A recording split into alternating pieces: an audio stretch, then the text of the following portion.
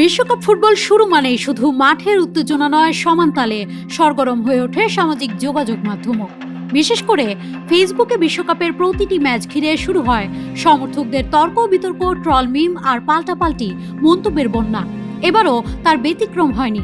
Brazil, Argentina, Germany, England, Portugal কিংবা Spain, প্রতিটি দলের সমর্থকেরাই নিজেদের দলকে এগিয়ে রাখতে নানা যুক্তিতর্ক তুলে ধরছেন। তবে এই বিতর্কের সবচেয়ে আলোচিত বিষয় হয়ে উঠেছে মৌসুমী ফ্যান বনাম আসল ফ্যান।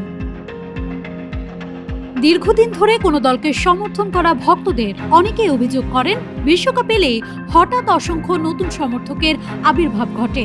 তাদের মতে এই মৌসুমী ফ্যানরা 4 বছর পর পর সামাজিক যোগাযোগ মাধ্যমে সক্রিয় হন, প্রোফাইল ছবি বদলান, প্রিয় দলের পতাকা ব্যবহার করেন এবং জয় পরাজয় নিয়ে সরব হন। তাদের দাবি, প্রকৃত সমর্থকরা সারা বছর ক্লাব ফুটবল, বাছাই পর্ব, আন্তর্জাতিক প্রীতি ম্যাচ কিংবা অন্যান্য টুর্নামেন্টও অনুসরণ করেন।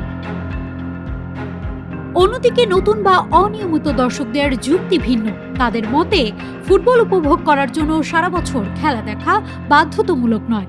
বিশ্বকাপ বিশ্বের সবচেয়ে বড় ক্রীড়া আসর হওয়ায় অনেকেই এই সময়টাতেই ফুটবল দেখেন এবং প্রিয় দলকে সমর্থন করেন।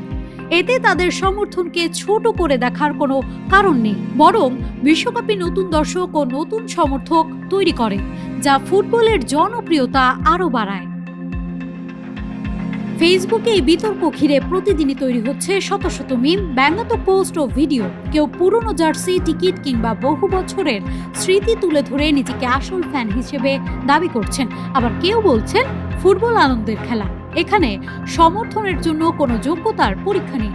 ফলে মন্তব্যের ঘরে চলছে তুমুল বাকযুদ্ধ, যা অনেক সময় হাস্যরসের মধ্যেই সীমাবদ্ধ থাকলেও কখনো কখনো ব্যক্তিগত আক্রমণেও রূপ নিচ্ছে।